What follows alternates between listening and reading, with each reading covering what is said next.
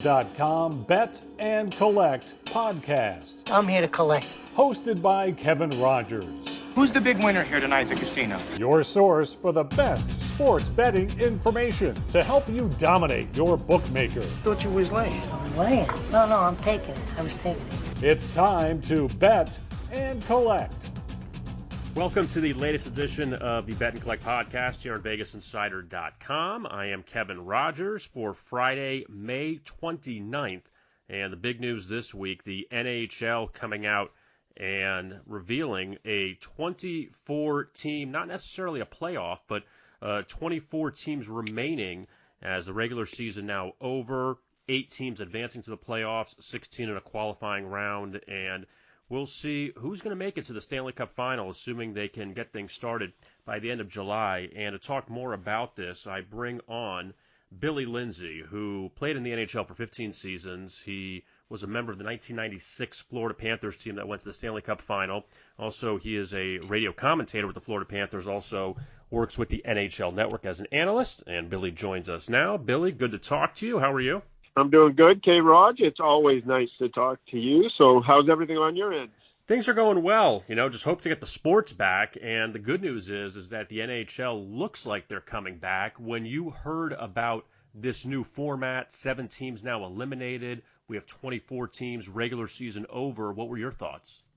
It was good that they were able to get together. This was something that you got to go through a lot of hoops just to get to this point. You got to get through the ownership, and then you got to get to the players to agree on something. So it's good that they were able to agree on a format, get something solidified in the way that they want to move forward. And that's the toughest part.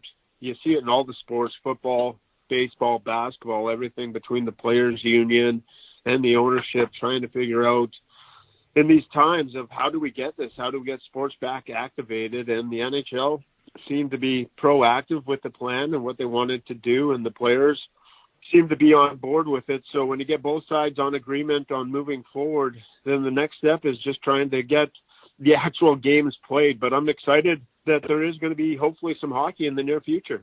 How long, Billy, does it take for these players to get back into true game shape? True game shape, it would take, for me, 2 weeks. To me, it was different. If you keep your body in really good condition, Kevin, I was the person that never skated in the summer in my life.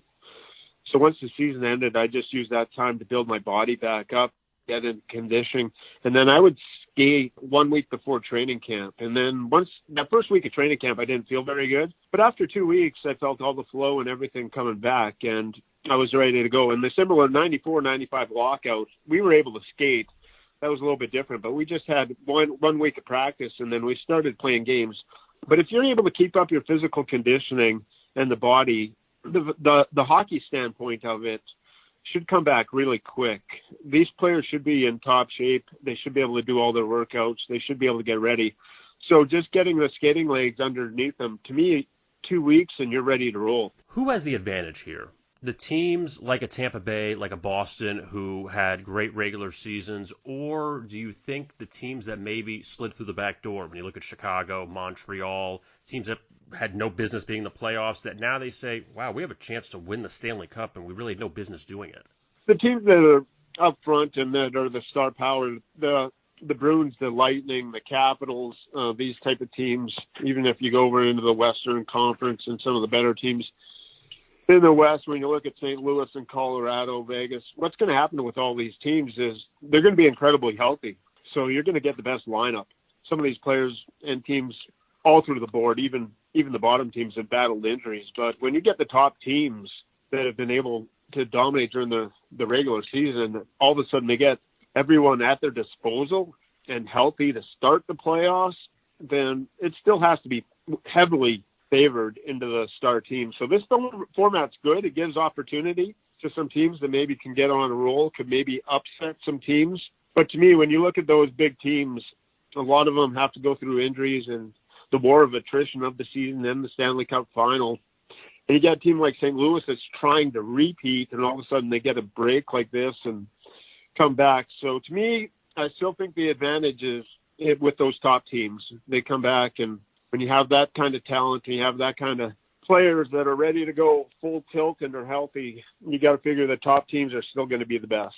For people that don't know, the top 4 in each conference, they are already in it. They're going to play a round robin. Tampa Bay, Boston, Washington, Philadelphia in the East. Then in the West, it's St. Louis, Colorado, Dallas, and Vegas. So they're already guaranteed in the playoffs. The rest of the other teams will have to play in to get into the playoffs. Now, as far as the favorites go, Billy, Tampa Bay, Boston, and Vegas, all according to the Vegas odds now, 6-1 favorites. We saw Boston got up to a great start. Tampa Bay struggled early, then they turned it on.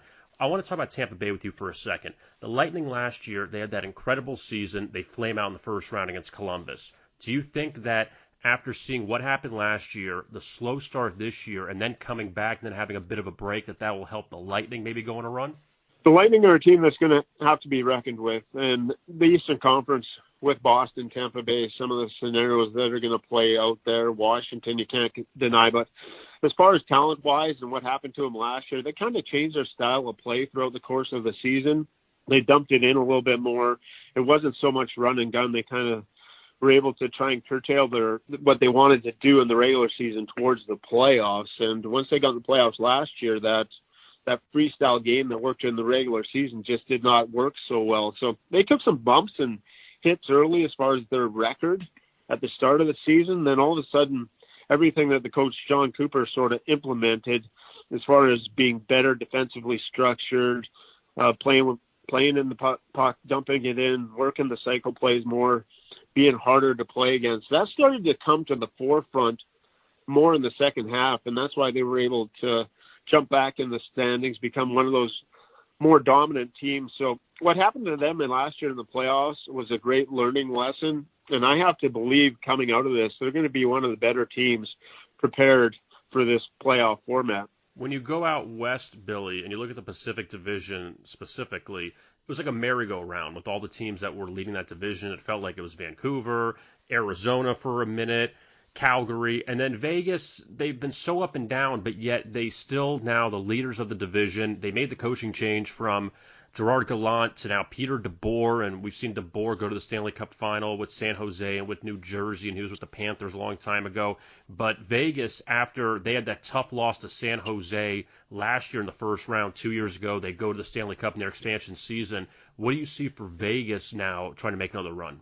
Vegas is what they did in getting Pacioretty, getting Mark Stone. You already had that top line that did so much damage on that run of the Stanley Cup, which with Carlson, Riley Smith, Jonathan Marchessault. So they've added a lot more depth, and their blue line, Shea Theodore, has broken out and becoming one of the better offensive defensemen. That's something that they've lacked. They're a true puck-moving defenseman. So their defensive group is rounded into form. But the splash in getting Robin Lehner, Marc-Andre Fleury, not many people maybe talk about this. Marc-Andre Fleury is the starter there, but Robin Lehner is one of the best goaltenders in the league, and he had a chance with the Islanders last year, was a finalist for the Vezina Trophy. So they got two capable goaltenders to go to, and if Fleury struggles at all, they can go to Lehner. So there's an advantage there in net. They probably have the best goaltending tandem in the whole Western Conference, and a very deep lineup. They can roll out four lines, and their defense has been upgraded. So we'll see how it plays out. But once they get back, and a team like that if you look at Vegas, even though they're an expansion team, K-Rog, they're one of the teams that is actually a little bit older than a lot of the teams. They've got some experience there and some older guys that have actually been through it. And so their Stanley Cup window is actually now. So this is their time to go for it. So if they're looking at it from a Vegas standpoint, this is their opportunity to go out and try and win a Stanley Cup. Billy, we obviously don't know the matchups for the first round. We know the qualifying round, but out of Tampa Bay, Boston, Washington, Philadelphia, Vegas, Colorado, Dallas, St. Louis, the top 8 that have, in a sense, advanced to the first round, which one of those 8 do you see getting bounced in the first round? Which one of those 8 do I see getting bounced in the first round? Oh, that would be tough to see. If you looked at those top 8 and who's going to advance in the Eastern Conference, Philadelphia just would be one of those teams that they're there. They're a good hockey team, but Philadelphia, I would see that's a team that probably could get eliminated in the first round. Other than that, the surprise upsets, if you want to go out west and look at some of those teams, the West is very volatile. I don't see much. The West, to me, doesn't have the depth of the Eastern Conference, and you could even see a team like Boston coming out and struggling. So the two teams that maybe at Philadelphia and Boston, and then maybe in the West, if you're looking at a team that might struggle, that would have some problems as far as advancing. Dallas is a team that really struggles to score goals, and they win a lot of 2-1 hockey games, 3-2. So it's all about bounces in the playoffs. So if you look at Dallas, and they're going to win a lot of one-goal games, but if they get a couple of bounces that go against them, then they're going to lose in the first round. And we saw Dallas end up losing to St. Louis last year in the Stanley Cup in the Stanley Cup playoffs. Now the 8 matchups for the qualifying round, as we're calling it, Billy, in the East: Montreal, Pittsburgh, Rangers and Carolina, Panthers, Islanders, Blue Jackets, Maple Leafs. In the West, it's Chicago, Edmonton, Arizona, Nashville, Minnesota, Vancouver, Winnipeg, Calgary. All these are best-of-5 series. Which one, I mean, besides the Panthers, because you'll be broadcasting it against the Islanders, assuming everything goes right with the pandemic and everything, but which series are you most interested in out of those 8? I want to pay attention to Edmonton and what they do with that heavy top guns, and what they got Chicago, correct? Yes. That's what you said. So Chicago, when you get Patrick Kane, and they're going to go up there with Jonathan Toews and a team that's won 3 Stanley Cups, and a goaltender in Corey Crawford that could get hot at the right time. I'm interested to see, is Edmonton for real? Are they? Many people say, well, they climbed the standings, they got Draisaitl, they got McDavid, they made some improvements, but are they the real deal? And they go against a team like Chicago that has all this experience, has won Stanley Cups. Chicago's the one team of all this group, just with their experience, could get hot and could make a lot of noise in the playoffs. It's just, it would be a wild case scenario considering they're last. They're going to make the playoffs, but they're last in their division, but they're still getting in to this format. So imagine Chicago being last in their division, getting into this format and being able to, and that would be the one story that really sticks out to me. Also, Winnipeg and Calgary would be one of the better series that you would see in that first round. Now, before I let you go, Billy, this is the first time we're not going to see a team with home ice advantage necessarily. Now, it depends on the cities that they play in that they're still talking about where they're going to have these series at. But what about the lack of home ice? And it would seem that it would be an advantage to teams that are the lesser teams in these matchups. But what about not having that home ice advantage? Home ice advantage, it plays out when you get into Game 7 and you get your fans, especially for games number 1 and 2. You like to have those first 2 games on home ice. So it's going to be intriguing. Everything about the world we're living in is unprecedented, and you're going to see that in the playoffs. So how do teams react with no fans in the building? How do they react to not having home ice advantage? And it really goes down. So you're taking a lot of the X factors out of it. You're taking the fans out of it. You're taking home ice out of it. So it basically just comes down to the players. And you look at the rosters. So some of these teams that are incredibly good at home, Philadelphia is one of those teams that had a marvelous home record, was not really good on the road. Does that favor them, just kind of playing in front of no fans? So it'll be interesting to see how the players develop into that. But that will hurt the top teams, and that will help the bottom teams. That has to be a scenario that figures into it. When there's no fans in the building and home ice is taken out of the equation, that has to lead and set up, in my opinion, what would be some upsets early on in those playoff formats. Billy Lindsay, always great information, 15-year NHL veteran, member of the NHL Network, also the Florida Panthers radio network as well. Billy, thank you so much. Stay safe, and we'll talk to you soon. I appreciate it, K-Raj. I miss you, brother. I miss seeing you at the rink. Hopefully it becomes a reality again. My thanks to Billy Lindsay there for joining us here on the Bet and Collect podcast as we bring in Tony Mejia now, and we have plenty of NBA to get caught up on, even though there's no date or any idea of what we're doing with the NBA. But quickly with the NHL, the first round is really not a playoff round. It's more of a qualifying round. So here are the matchups in case you missed it. In the Eastern Conference, Pittsburgh is playing Montreal. That's the 5-12 matchup at DraftKings, they've released series odds for these best-of-5 series. The Penguins are a minus 195 favorite, Montreal plus 155. The Canadiens have the fewest points in hockey, so that's why obviously they're that big of an underdog. The 6-11 matchup is Carolina and the Rangers. The Hurricanes minus 136 to win that series, Rangers plus 110. In the 7-10, it's the Islanders and the Panthers. Islanders minus 122, the Panthers at plus 100. And the 8-9, Toronto and Columbus, the Maple Leafs a minus 175 favorite, Columbus at plus 140. In the West, the number 5 team is the Edmonton Oilers. They are facing Chicago, which is very intriguing since the Blackhawks do have a nice Stanley Cup pedigree, but they haven't been to the playoffs in a few years. The Oilers minus 167, the Blackhawks plus 135. Nashville faces off with Arizona in the 6-11 matchup. Predators minus 143. The Coyotes at plus 116. The 7-10 is Vancouver and Minnesota. The Canucks at minus 122. The Wild at plus 100. And the 8-9 is Calgary and Winnipeg. The Flames at minus 118. The Jets at minus 106. And with all that being said, Tony Mejia, you don't really follow hockey as much as you do everything else. You follow everything. I mean, you're invested in everything. But this is kind of an interesting way that Gary Bettman, the commissioner of the NHL, is doing things with the 24 teams. 7 teams have been knocked out already, and the regular season's over with.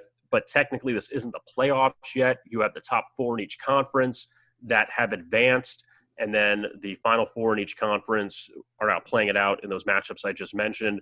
So just hearing that, and not necessarily the matchups, what do you think of what the NHL is doing? Well, I'm curious to see how it all unfolds, and I guess I'll pick your brain on this because the NHL is kind of the guinea pig. And what are we going to look at to handicap these sports that are resuming? I've got a little experience with the Bundesliga and that I follow soccer, and I've dived into that. And you kind of see on the restart, obviously, talent plays, and these teams have been training behind closed doors for a few weeks before the restart.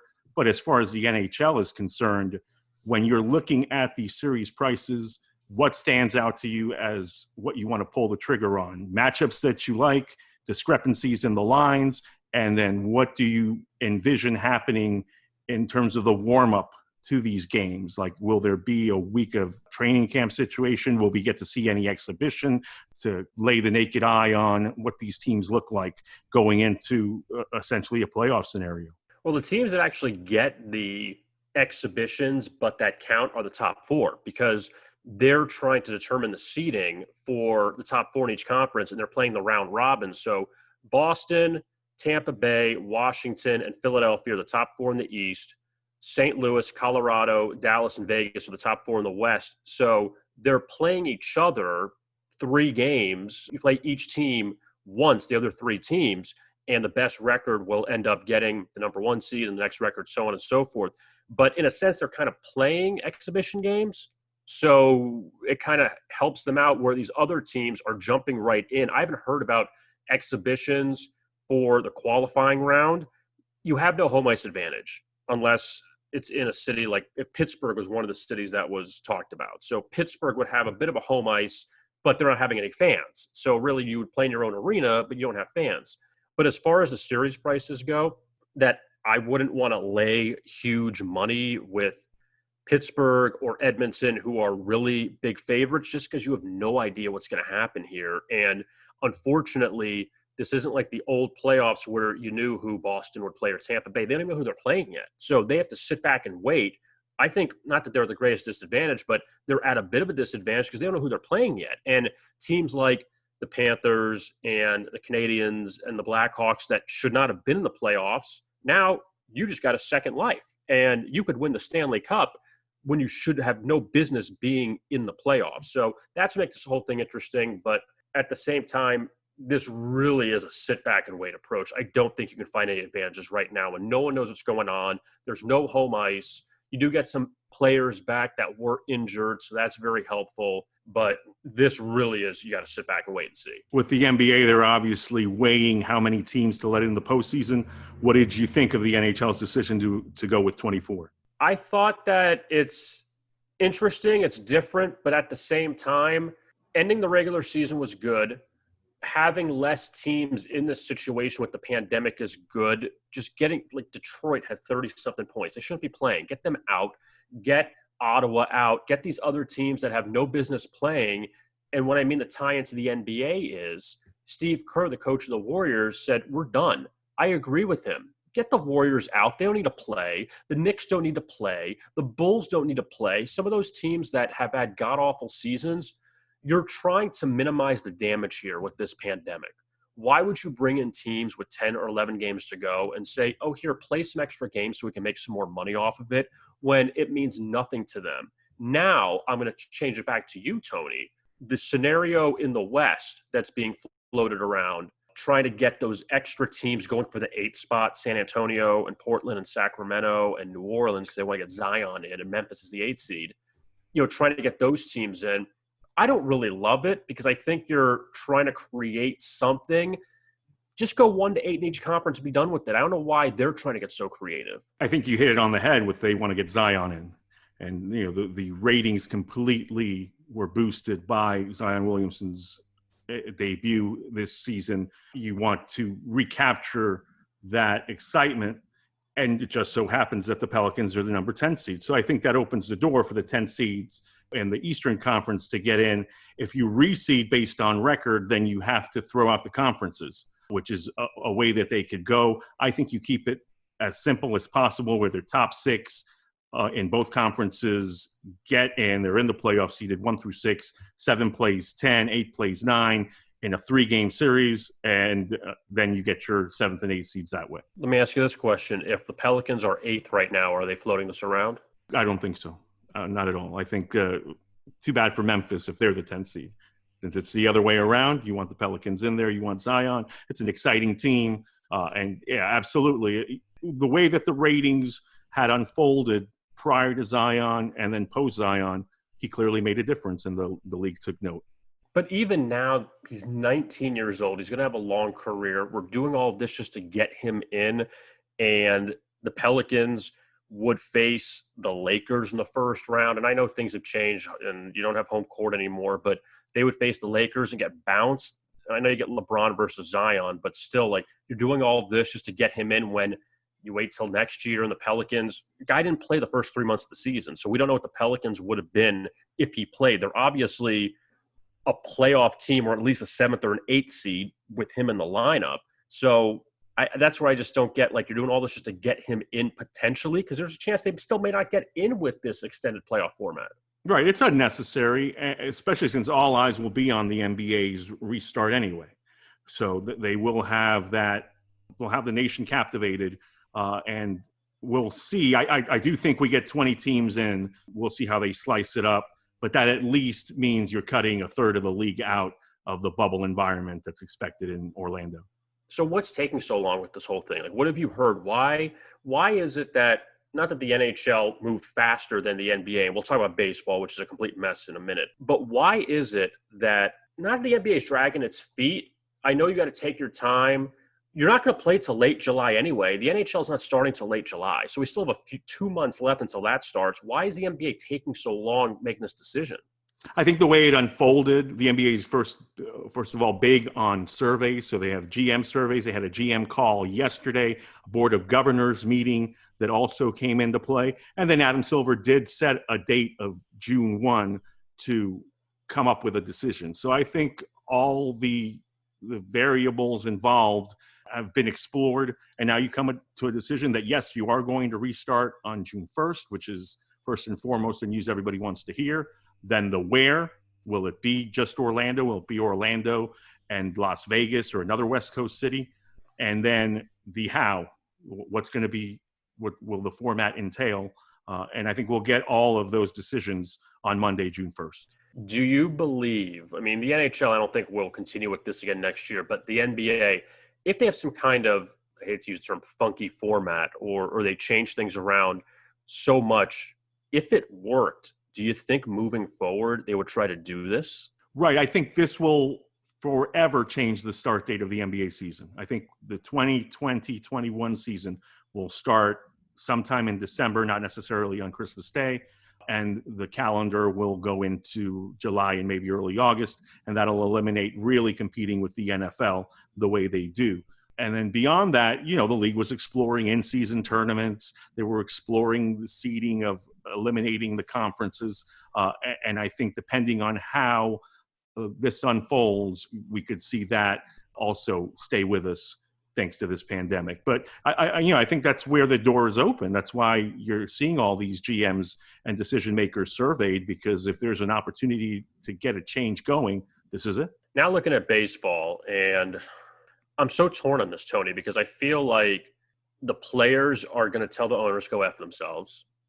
That's part of me. And whenever you hear someone say you're siding with the owners, I think we're just siding with we want them to play. I don't think we care about the owners. No one is siding with the owners that's a fan. They just look at it as we want to see them play. And that's not right either.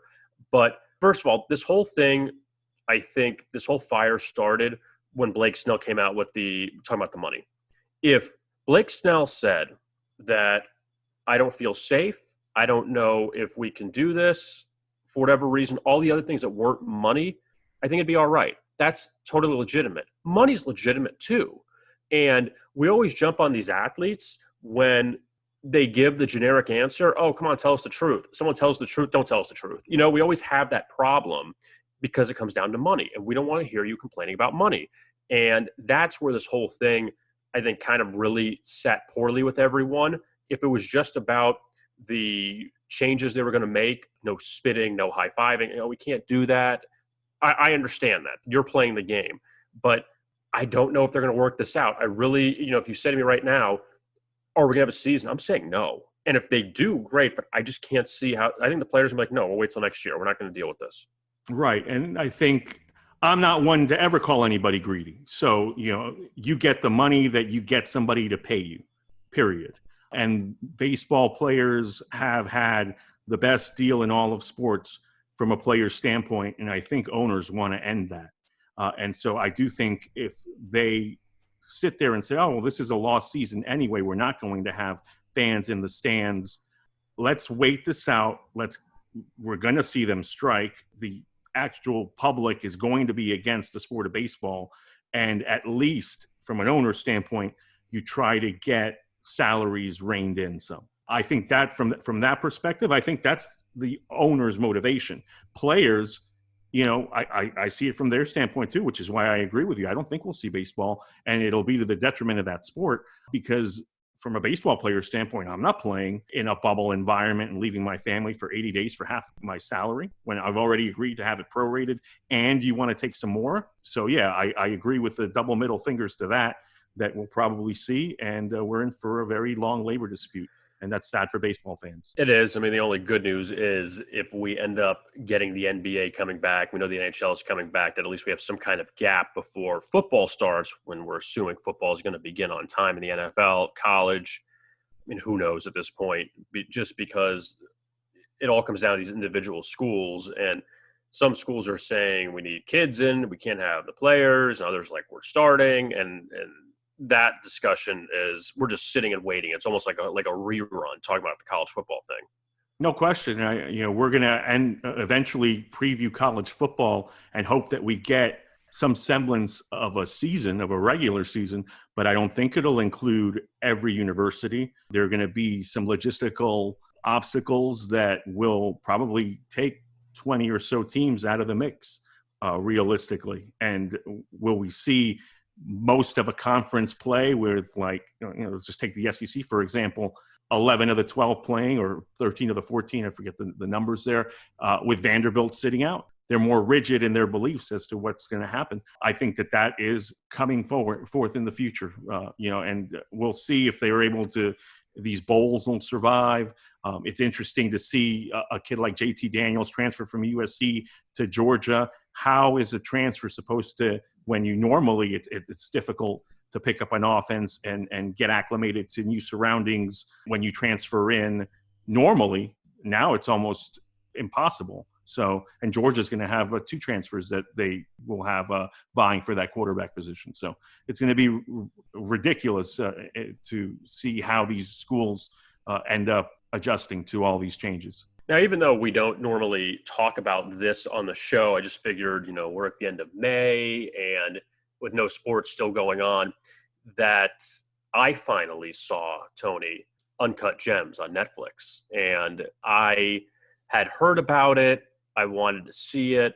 I've seen a lot of Adam Sandler's movies. The first time he's kind of going in a different direction, and it's about sports gambling. It's a high intensity movie.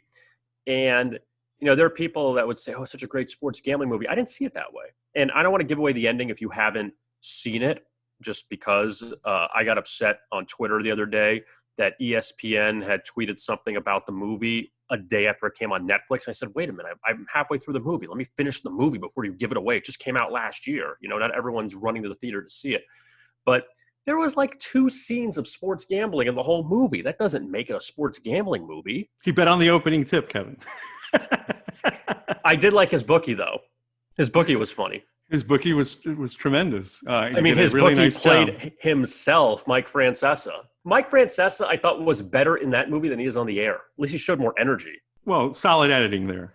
And I didn't think that the people that made these movies. I saw another movie from the Safdie brothers, A Good Time, which was not a good time. Robert Pattinson was in it, and I had high hopes for it, and it was terrible. And then this one was mediocre. Sandler was pretty decent in it. I think his character of Howard Ratner is going to live on in memes for the next decade. And Lakeith Stanfield, what Lakeith Stanfield does, is a good actor. I really enjoy him in Atlanta and other stuff that he does. And Garnett was good. The storyline was shaky. And, not to give away the ending was a solid ending. The ending definitely was, at least going through this, you have finality. So that's a good thing at the end of this. So I'll just leave it at that. But one other good performance I will say, because he's always a good scumbag in every movie, is Eric Bogosian. He is always good in every movie. So that was a good performance. But it just was, it felt like, and I said this to someone on Twitter, it felt like the whole movie was Adam Sandler arguing with someone.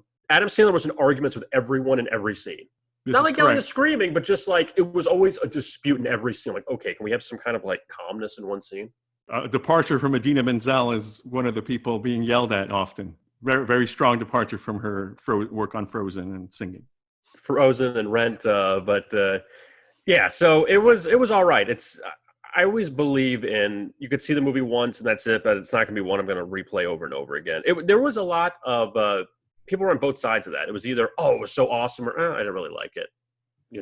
There wasn't a huge sentiment of everyone saying it was so great. It was, I don't know, it didn't capture me. No, it was certainly overhyped. It's a solid C movie. That's about it. So that is our look at everything. Since we have the NHL update, the NBA we're still waiting for, baseball we're waiting for, and obviously before we are back with you next week on the podcast, something can change. So just letting you know that with one of those sports, and hopefully it's for the good and not the bad. So we'll see how that goes. Our thanks to Billy Lindsay for joining us, talking some NHL playoffs, and as well, Tony Mejia, as always, topping here on the Bet and Collect podcast. You could find us on Spotify and Google Play and Apple Play. Don't forget to rate and subscribe to the show. Also find us on the Vegas Insider channel on YouTube as well. I'm Kevin Rogers for Tony Mejia. We will talk to you again next week right here on the Bet and Collect podcast on VegasInsider.com.